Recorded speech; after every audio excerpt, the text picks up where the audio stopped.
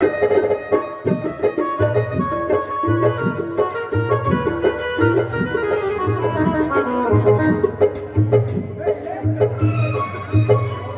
ರೈತ ಬಾಂಧವರಲ್ಲಿ ಒಂದು ವಿನಂತಿ. ನಮ್ಮ ಮಾನವರು ವಿಧಾನಸಭಾ ಚುನಾಯಿತರಾಗಿ ಬಂದಿದ್ದಾರೆ. ಅವರು ತಮ್ಮಲ್ಲಿ ಒಂದೆರಡು ಮಾತುಗಳನ್ನು ಮಾತಾಡಬೇಕು ಅಂತ ಅನ್ಕೊಂಡಿದ್ದಾರೆ. ಎಲ್ಲರೂ ಶಾಂತ ರೀತಿಯಿಂದ ಕೇಳಬೇಕಾಗಿ ವಿನಂತಿ. ಮಾನ್ಯ ಮತದಾರ ಬಂಧುಗಳಿಗೆ ಈ ಸಿದ್ದರಾಮನ ನಮಸ್ಕಾರಗಳು. ನನ್ನ ಈ 30 ವರ್ಷದ ಅನುಭವ ತಮಗೆಲ್ಲರಿಗೂ ಚೆನ್ನಾಗೇ ಗೊತ್ತಿದೆ. ನನ್ನನ್ನು ವಿಧಾನಸಭಾ ಚುನಾವಣೆಯಲ್ಲಿ 5,000 ಮತಗಳಿಂದ ಆರಿಸಿ ತಂದ ನಿಮಗೆಲ್ಲರಿಗೂ ನನ್ನ ಧನ್ಯವಾದಗಳು.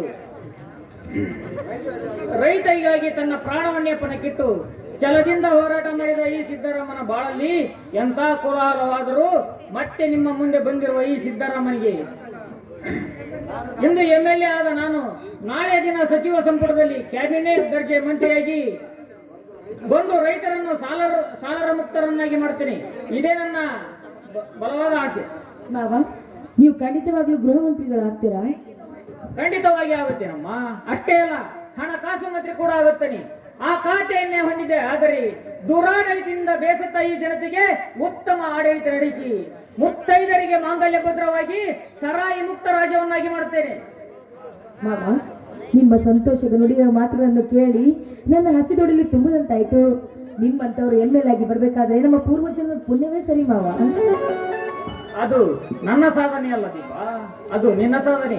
ಏಕೆಂದರೆ ನನ್ನನ್ನು ಪ್ರಚಾರಕ್ಕೆ ಸಹಿತ ಕಳಿಸದೆ ರೈತರನ್ನೆಲ್ಲ ಒಟ್ಟುಗೂಡಿಸಿ ನನ್ನನ್ನು ಆರಿಸಿದಿಂದ ನೀನು ನನ್ನ ಮನೆಯ ಸೊಸೆಯಷ್ಟೇ ಅಲ್ಲಮ್ಮ, ನನ್ನ ಮನೆಗೆ ಬಂದ ಭಾಗ್ಯಲಕ್ಷ್ಮಿ ನೀನು.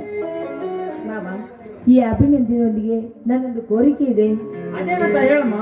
ನೋಡಿ ಮಾವ, ಮುಂದೆ ಹುಟ್ಟುವ ಬಡ ಹೆಣ್ಣು ಮಕ್ಕಳಿಗೆ ಭಾಗ್ಯಲಕ್ಷ್ಮಿ ಯೋಜನೆಯನ್ನು ನೀವು ತರಬೇಕನ್ನೋದೇ ನನ್ನ ಆಸೆ. ಖಂಡಿತವಾಗಿ ತರುತ್ತೇನೆ. ಈಗ ನಾನು ಬೆಂಗಳೂರಿಗೆ ಹೋಗಬೇಕು. ತಮ್ಮನು ರೋಡಿಗಳ ಹುಡುಕುವ ತವಕದಲ್ಲಿದ್ದಾನೆ. ನೀನು ಮೊದಲೇ ಮನೆಗೆ ಹೋಗಮ್ಮ. ಆಯ್ತು ಮಾವ.